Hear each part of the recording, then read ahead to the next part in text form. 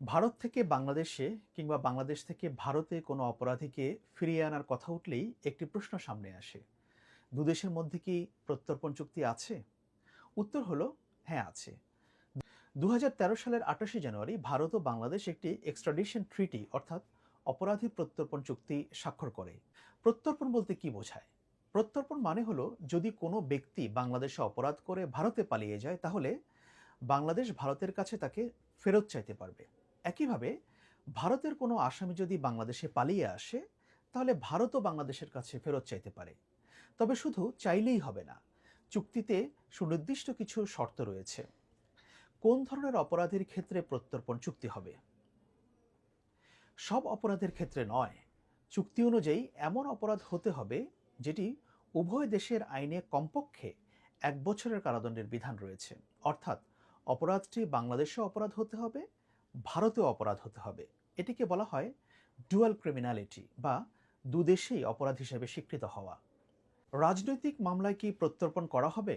এটি সবচেয়ে আলোচিত বিষয়। চুক্তিতে বলা হয়েছে রাজনৈতিক চরিত্রের অপরাধ হলে প্রত্যর্পণ প্রত্যাখ্যান করা যেতে পারে। কিন্তু এখানে একটি বড় ব্যতিক্রম আছে। কিছু অপরাধ আছে যেগুলোকে রাজনৈতিক অপরাধ হিসেবে ধরা হবে না, যেমন হত্যা, নরহত্যা, অপহরণ, জিম্মি করা, বিস্ফোরণ ঘটানো। এর বাইরেও রয়েছে সন্ত্রাসবাদ সংশ্লিষ্ট অপরাধ, হত্যার ষড়যন্ত্র, সন্ত্রাসী কর্মকাণ্ডে সহায়তা করা।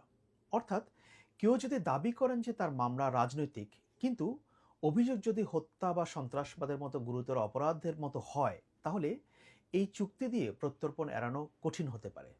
কোনো দেশ তার নিজের নাগরিককে কি ফেরত দিতে হবে? অনেক দেশের আইনে নিজ দেশের নাগরিককে অন্য দেশে পাঠানোর ক্ষেত্রে সীমাবদ্ধতা আছে, কিন্তু এই চুক্তিতে বলা হয়েছে কোনো দেশ চাইলে বাংলাদেশ বা ভারত যেই চাক তার নিজের নাগরিককে প্রত্যর্পণ করতে পারবে। অর্থাৎ নাগরিকত্ব নিজেই প্রত্যর্পণের পথে বাধা নয়। প্রত্যর্পণের আগে কি কি প্রমাণ দিতে হবে? কেবল রাজনৈতিক বক্তব্য বা সংবাদ সম্মেলন করলেই হবে না। কারোকে, কোনো ব্যক্তিকে যদি ফেরত চাওয়া হয়, এটার স্পেসিফিক প্রমাণ লাগবে।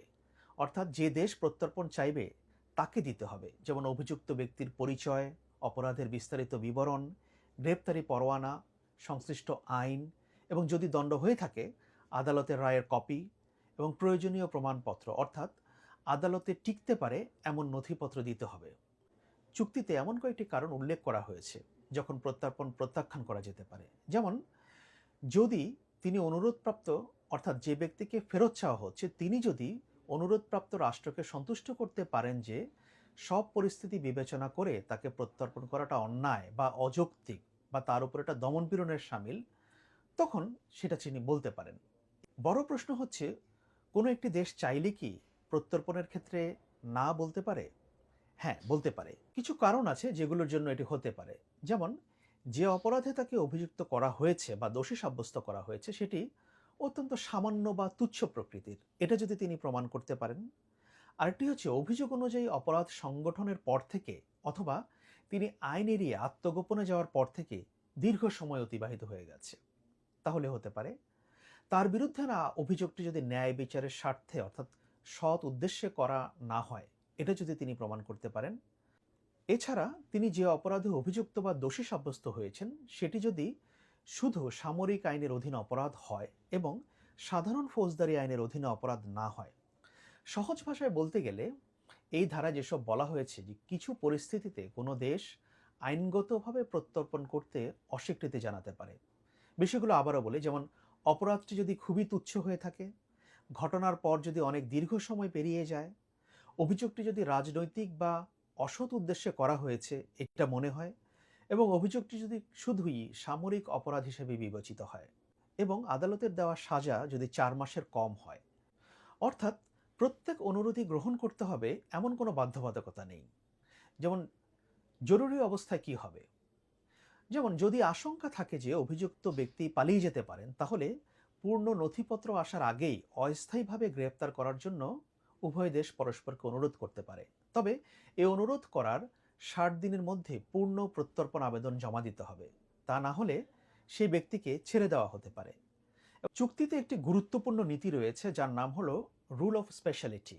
অর্থাৎ এর অর্থ হলো যে অপরাধের জন্য কাউকে প্রত্যর্পণ করা হয়েছে বা হচ্ছে তাকে শুধুমাত্র সেই মামলার জন্যই বিচার করা যাবে।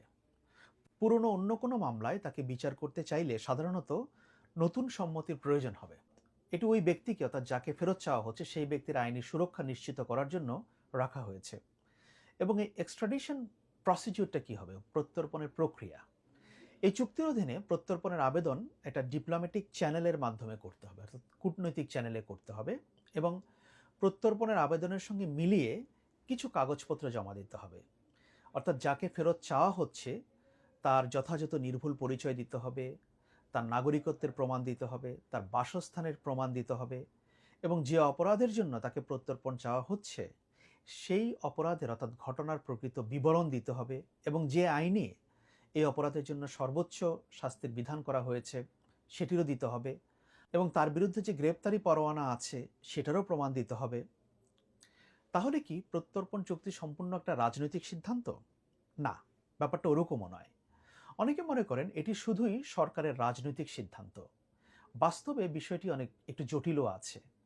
এখানে জড়িত থাকে যেমন ধরুন দুদেশের আইন, আদালতের সিদ্ধান্ত, পর্যাপ্ত তথ্য প্রমাণ একটা গুরুত্বপূর্ণ বিষয়, কূটনৈতিক যোগাযোগ এটা সবচেয়ে গুরুত্বপূর্ণ, এবং চুক্তির শর্ত পূরণ হয়েছে কিনা, অর্থাৎ বাংলাদেশ এবং ভারত যে চুক্তি করেছে সেটার শর্ত পূরণ হচ্ছে কিনা। অর্থাৎ কোনো সরকার কাউকে ফেরত চাইলে সেটি স্বয়ংক্রিয়ভাবে কার্যকর হয়ে যায় না। শেষ কথা হচ্ছে, বাংলাদেশ এবং ভারতের 2013 সালের যে বন্দি প্রত্যর্পণ চুক্তি, এটা মূলত গুরুতর অপরাধীদের আইনের আওতায় আনার জন্য তৈরি করা হয়েছিল বা স্বাক্ষর করা হয়েছিল। চুক্তি যেমন প্রত্যর্পণের সুযোগ দিয়েছে, তেমনি অভিযুক্ত ব্যক্তির জন্য কিছু গুরুত্বপূর্ণ আইনি সুরক্ষাও রেখেছে।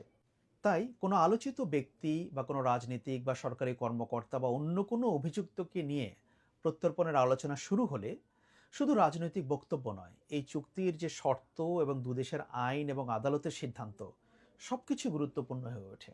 এ কারণেই প্রত্যর্পণ একটা আইনগত দিক এবং কূটনৈতিক প্রক্রিয়া। এটা শুধু রাজনৈতিক সিদ্ধান্ত নয়। শুধু রাজনৈতিক সিদ্ধান্ত না হলেও এখানে, অর্থাৎ দুদেশের মধ্যে কে কাকে ফেরত পাঠাবে ব্যাপারটা কিন্তু রাজনৈতিক। যেমন শেখ হাসিনাকে এখন যদি ভারত সরকার বাংলাদেশে বন্দি প্রত্যর্পণ চুক্তি অনুযায়ী ফেরত পাঠাতে চায়, এটা ইন্ডিয়ান গভর্নমেন্টের একটা পলিটিক্যাল ডিসিশন হবে। এখানে চুক্তিতে যাই থাকুক না কেন, ভারত চাইলে ইচ্ছা করলে দেখাতেও পারে যে শেখ হাসিনাকে যে অপরাধের জন্য বা যা কিছুর জন্য তাকে এখানে সাজা দেওয়া হয়েছে, তারা যদি মনে করে যে এটা রাজনৈতিক, তাহলে তারা সেই কারণ দেখাতে পারে। এখন বাংলাদেশ সরকার তো ডিপ্লোম্যাটিক চ্যানেলে এটার জন্য শেখ হাসিনাকে ফেরত আনার জন্য আবেদন করেছে বা ভারতের কাছে চেয়েছে, যেটা সংবাদ মাধ্যমে বলা হচ্ছে, এবং ভারতের পররাষ্ট্র মন্ত্রণালয়ের মুখপাত্র তিনি তো বলেছেন যে ভারত এটিকে খতিয়ে দেখছে।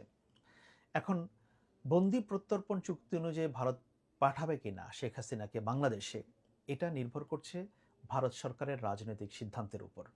এখানে আইনগত বিষয় বা অন্য বিষয়গুলো, এগুলো সেকেন্ডারি বিষয়।